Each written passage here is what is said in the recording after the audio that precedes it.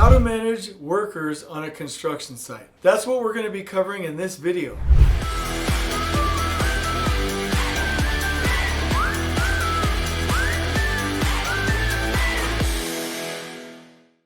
And so what are the things that you should actually manage? How do you win over the workforce? And what are the 7 steps to managing workers? So let's get started. First and foremost, and I know you're going to disagree with me, but just stay with me. Just hold on.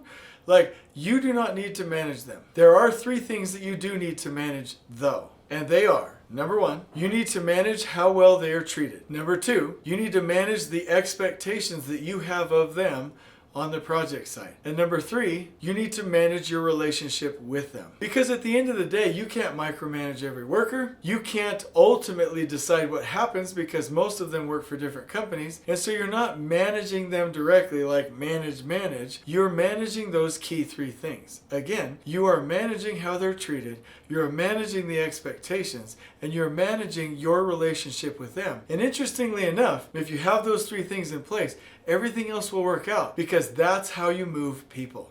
So first and foremost, when you're attempting to manage a project site and you're like, hey, how do I get started? Like I said, you're going to manage how they're treated. So you're going to win over the workforce. And you start by providing a killer orientation.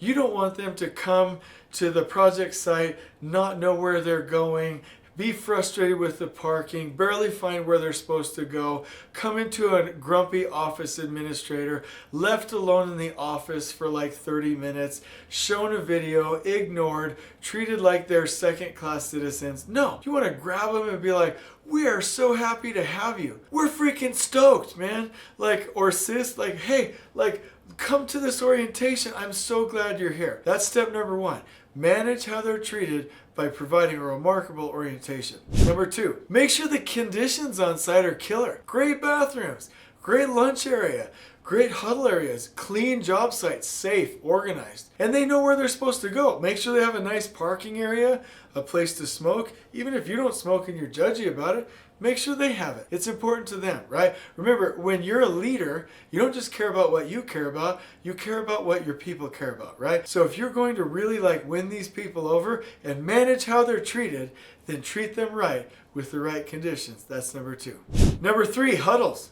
Like, you don't want to have a relationship with someone and be like, hey, I'm never going to talk to you again, right? So if this relationship matters, and it does, you should be with them and have proximity and communicate. That's why every job must have a morning worker huddle every day. Talk to them, thank them, connect with them, ask them for advice, and make sure that that relationship, that social group with you is solid and connected and whole at all times. That's number 3. Always connect with your workers daily, all of them. Number 4, provide remarkable experiences, barbecues, awards, t-shirts, swag, days where they can take off a little bit early.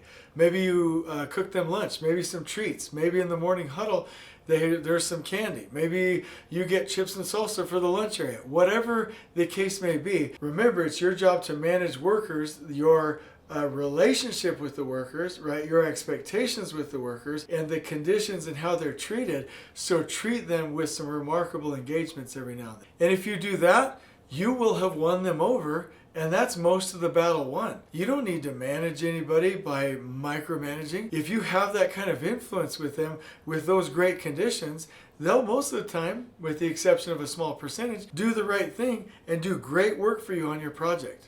And you know what would be a remarkable experience for me, in case you want to practice, is if you liked and commented on the video. Like, I just love that. Like, that's awesome. Like, that's good practice. So please do that if you want to. And I know you do. So the second thing that I really want you to do is make sure that you have the clear expectations. That means through the orientation, through the huddles, through training, through project systems, and especially visual systems, make sure everybody knows how to interact, right? And so every person on the earth needs at least 4 things, right? They need a place to work. So you should provide them the proper expectations on how to maintain those places of work. There should be great visual wayfinding signage, and there should be remarkably clean, safe, and organized environments in that place to work. Clear expectations, clear standards, no ambiguity about how we expect things to be done. Second, the right tools and equipment. So they must be provided the right tools and equipment for them to do their job properly. And so when they have the tools and equipment and they have the right tools for the right job, you have set an expectation of them being able to do their job the right way with the right tools, with the right equipment at the right time, and to be able to follow your other expectations, like I said, of being safe, clean, and organized, right? And on time, right? Because they have the right resources. The third thing people need is the right training. And so the training is crucial. This can come from, again, the orientation, the daily meetings, onboarding, like OSHA 10, OSHA 30 training, lean training. It can come from the pre-construction meetings, from the quality visuals, from safety stand-downs. It can come from a number of different locations. But whatever your systems are in the job, they must be trained. They must know what they are. If you have zero tolerance, you must train on that. If you have a zero tolerance for safety, you must train on that. If you're running a lean project, you must train on that. If you want them to do morning crew preparation huddles, you must train on that.